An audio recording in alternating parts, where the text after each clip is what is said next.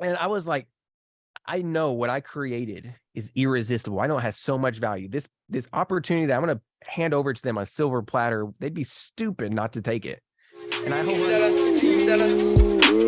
got $1 billion mindset steady. I mean, this is what people like. We like the real conversations. Like, it's just, and it's cool because I didn't know how you had made that transfer. And one thing I want to highlight is when you were working with David on this, first off, you're creative, right? Instead of at the beginning when David's like, hey, look, Mike, I can show you all about how to get into real estate. Here's my coaching program. And instead of being like, man, I can't afford it, like that, just close that door. You switched into what Robert Kiyosaki goes into, like that. How can I afford it? How can I make it happen? You went back into bartering and you found a way. You weren't giving up.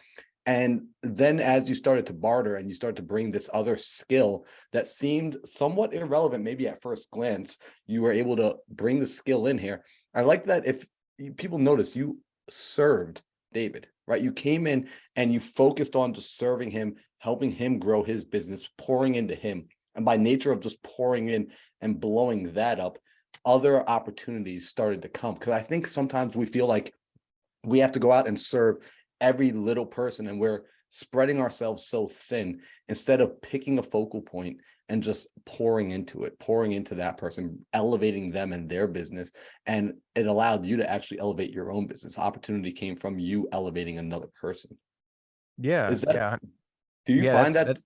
Yeah. Sorry, man. I was going to say that's 100% true. I mean, like when you add value to people, and if you want to make a lot of money, help other people make money first, right? And so that was kind of where we took the approach at, was like, how can we just help David? And like, I just, I want to learn real estate ultimately, but we knew that if we added value to him, the opportunities would arise, right? If we added value to the clients he was referring us to, it would only lead to more clients and more people. So always, whenever you're in business, ask yourself, how can I over deliver for those on the other end, right? How can I over deliver for the people that I'm doing work for, my clients, my students, and so that they see the value in you. And so we worked ourselves up to a point, bro, where we were so valuable. We are so valuable. Like, we know our value right now, but like, people, they do not want to let us go because of how great of a system we have built out and how much value we bring to their business.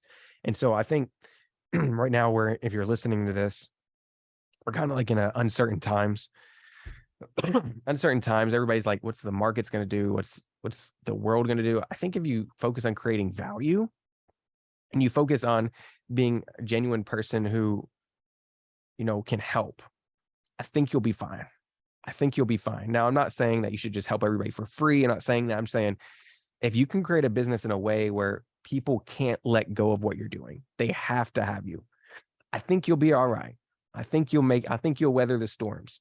And so that's kind of the position we're taking, is more of a service-based, right? Service-based, value-based business.